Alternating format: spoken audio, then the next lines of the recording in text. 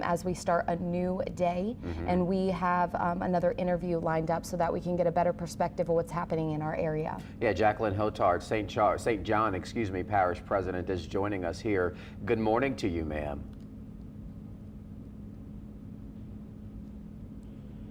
Checking, may not have her. May not have her right now. So, okay, she is on the line. We're just having a hard time hearing you, ma'am. Can you hear us?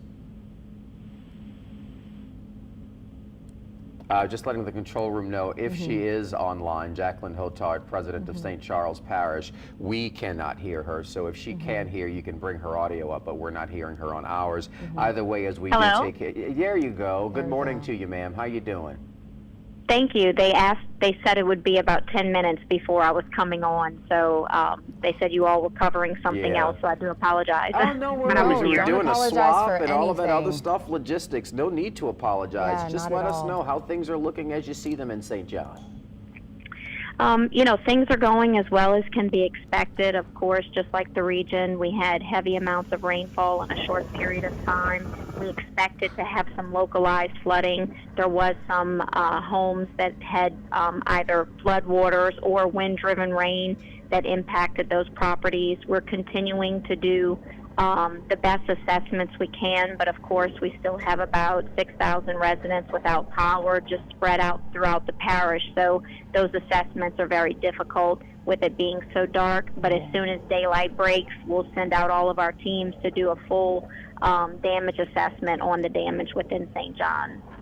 Most definitely, and we have also been asking just about area pumps and whatnot. How are things looking there in St. John in terms of getting water out?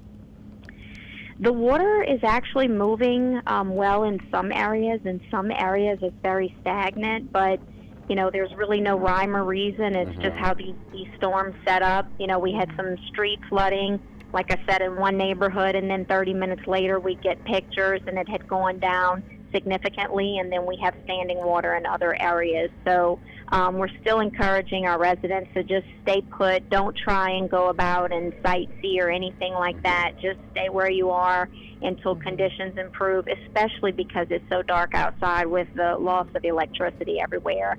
But you know, we'll be back at it, you know, at daybreak to be able to get a good assessment of some of the damage in the parish. You know, when we spoke with you yesterday, you said you had, you all had been sharing that message to residents that you just reiterated there, not to get out, to stay where you were. Do you feel like residents, you know, listened to that and followed the advice that you all were giving? Definitely. You know, once conditions really started to deteriorate, there really wasn't anyone on the roadway. So that was really helpful. Especially, you know, in flooded neighborhoods, sometimes people just want to go and see what's going on, but that can push floodwaters into people's homes unnecessarily. So people really stayed put. I, you know, kept joking and saying, get your snacks and just, you know, sit still. And I think people really did that.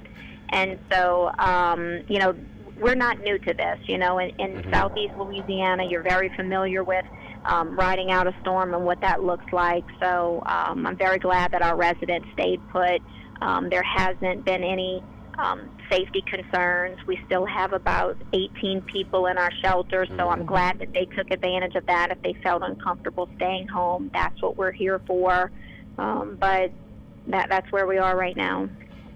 All right, thank you so much, Jaclyn Hotard. Yeah, Parish President St. John, we do thank you for joining us, and we will check in with you a bit later in the morning, but good to hear that things are looking good over there, that people are heeding the call to stay inside, shelter in place if they did decide to stay.